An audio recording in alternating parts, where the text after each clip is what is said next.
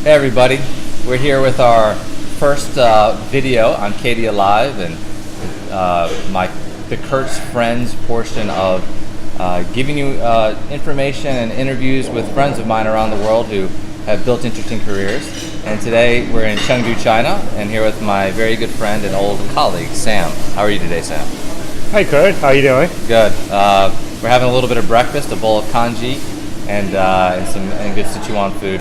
We'll show that to you a little bit afterwards, but we'll make this quick. The idea of these videos is to do 10 questions. 10 questions where people can provide you some information that might help you on your journey. So, Sam, why don't you give us a little bit about your background? Question number 1. Sure. Hi everybody. It's a pleasure to be here. My name is Sam Sung. I was born in China. Went to the U.S. when I was a teenager, so finished my high school there, went to college, worked in the U.S. And actually, the first company I worked for was a kind of a technology pioneer at the time, in the 90s. And that company sent me across the world. I worked in the U.S. in multiple states, and also worked in Australia for a few years. And then after the dot-com bubble, do you think being a computer science major helped you get that job to do that interesting Oh yeah, job? absolutely. Yeah, actually, I forgot about that part. I studied computer science in college, and so I graduated in 1997, which is pretty much near the peak of the dot-com bubble, when every graduate who knew anything about programming, would get offered a pretty decent job at a decent company. So I was pretty lucky. So I started at a very good time of the industry and got a lot of experience. Traveled the world, got a lot of experience working with clients, got a lot of experience working with pretty new cutting technologies. Great. And so, but the key there is a computer science degree was your entry to your first good job. That is right. Okay. So next you decided to come back to China. Question number 2, why did you come back to China? Look, there's one big thing in my life, and I believe in that, is, go with the macro trend, right? Don't fight the micro trend. Mm-hmm. So at that point, I noticed that a lot of the computer related jobs were getting offshore to India and to China, because of the lower cost of human capital. So, my decision at the point was, either I, get replaced or I join that trend. So I decided to come back to China, since this is where I had, grown up and I had some knowledge of. So then I, looked for a job, started right away, and I knew that I was going to come out and do a startup again, but I need to learn about China. Although I grew up in China, I spent most of my young adulthood in the U.S. So I had to learn about the business environment in China. I had to learn about, the culture in the business world in China again. So I think there's a very important point there. Sometimes you don't want to jump too fast into entrepreneurialism, especially if you're going to different places. You might want to spend some time learning, whether it's learning about the country or maybe learning about your industry or sector, getting some specialty. And so that's what I'm hearing from you. Yeah. Well, I think that there are two things to it. Number one, the team is important, right? Who you partnered up with, and we have that experience from our startup as well. And number two, you can't force it, right? You have to get the right time. You have to have the right knowledge. You have to become, like you were saying yesterday, you have to become an expert in the field before you venture into it. Now, I do want to put a caveat around that. When you're young, you can't have the perfect plan, and nobody start out the company with a perfect plan, and no startup really stick to the plan. So you can't wait for the perfect plan, but you do need to wait for the moment where you feel you're ready, right? So Sam and I then met around 2003, and through a mutual friend, we started a mobile phone games company, which was pre-iPhone. We were developing mobile fantasy sports, which is kind of a virtual gambling type, with virtual currency on Nokia's and Java J2ME phones. And we went at it for about a year and a half, and we were getting traction, but we both decided it was no longer the right time to pursue this. And so my question to you is, when do you know when to hold them, when do you know when to fold them? Right. I think that's a very tough question, and you kind of ask what I regret about the experience.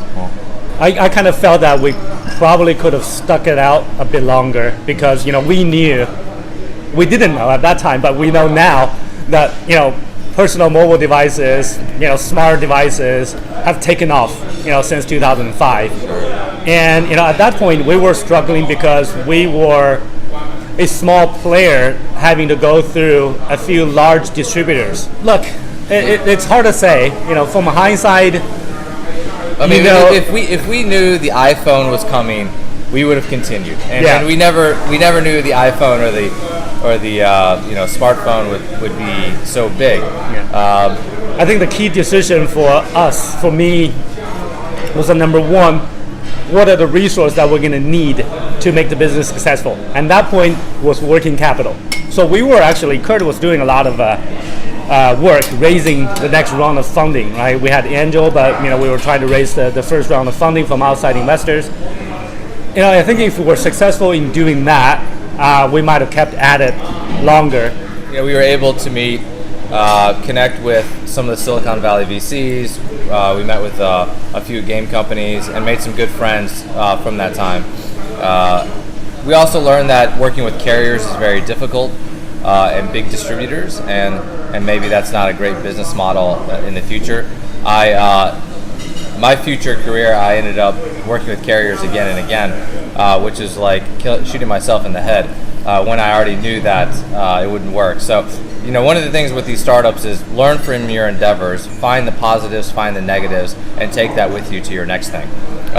So then you shifted your career into finance, and you've been working in finance now for 10 years with some really exciting firms. Why did you shift, and what have you learned along the last decade? Yeah, as a startup, it's a pretty tough job trying to run a business, also trying to raise money, and and trying to learn. Most times to learn a completely new industry at the same time. So I thought, I could use some help. I can help other startups by sharing my knowledge. In technology, sharing my knowledge; in startup, sharing my knowledge in China. And getting the MBA is a pretty, good way of starting into that. So I wanted to become a venture capitalist afterwards. And now you're in private equity, which is, bigger companies. Your real expertise has become, cross-border, really helping companies expand into China, or vice versa, Chinese expanding and finding partners into the U.S. How do you like it? Investment banking first as a stepping stone, and then after that I got into private equity in China, and that was also in a very opportune time. That was 2007.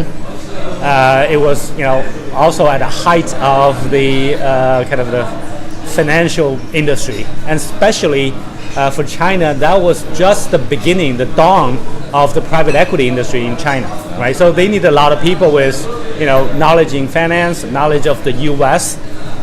Business world, and so I really got lucky. So I started. What a lot of the people watching this, especially the millennials, are looking to do cross-border careers, travel and work. What skills do you need to be successful to have such a career, and do you have any advice for them? I think number one, you need to be flexible. I think this is the third time I mentioned this, but nothing really works out the way you planned it on day one. So you need to be flexible, be willing to change, be willing to adapt, right? And that theme works throughout your life. Number one. Number two, I think this is also true, for everybody. That you need to be able to self-reflect, right? At the end of the day, before you go to sleep, maybe listen to some calm music, but think about your day. Think about your life so far. What have you learned? And why do you want to do the things that you're doing now? What do you want to do next? And how is what you're doing now helping that? And how are you going to get to where you want to be in 5-10 years? And that way you will be able to kind of, But fine tune your. Sometimes your you really text. don't know where you want to be. I mean, think about it, we both left our jobs, came to China with no jobs. You're Chinese, I'm not, and I would have done it a little bit differently, and can talk a little bit about that. Maybe I'll write a little bit on a blog post, but maybe would have worked on my Chinese a little bit more when I started. But we took a risk. We were doing things without a job for 2 or 3 years. We spent our savings. Would you suggest doing this now, or would you suggest it's a different world? For young people, absolutely. Because you can fail when you're young, right? You don't have... I have a new word for fail. I'm going to put this in the Webster Dictionary called learn. Fail learning. That's a great word. Learn. We need to get fail out of the English dictionary. That's a great word. I learn. Look, when you're young, you don't have all that, obligations, financial obligations, family obligations, right? You can pick up your suitcase and go any part of the world, right? But when you're, older, you have families and you have a mortgage and, you have to think about retirement in 20 years, you can't be as flexible. So I would say, for people who are just starting out right now, go do that. Right? That's number one. Go take a risk. Go learn a language. Yeah. Go travel. Travel. If you want to do a gap year, do that. But would you get specialty while you're doing it? Would you? Absolutely. I mean, I want to say it's point number 2 before I go down that route. Point number 2 is that is fun, right? You had a lot of fun. I had a lot of fun. I had a lot of fun. Yeah. I worked in Australia. I worked in various parts of the U.S. Worked in China.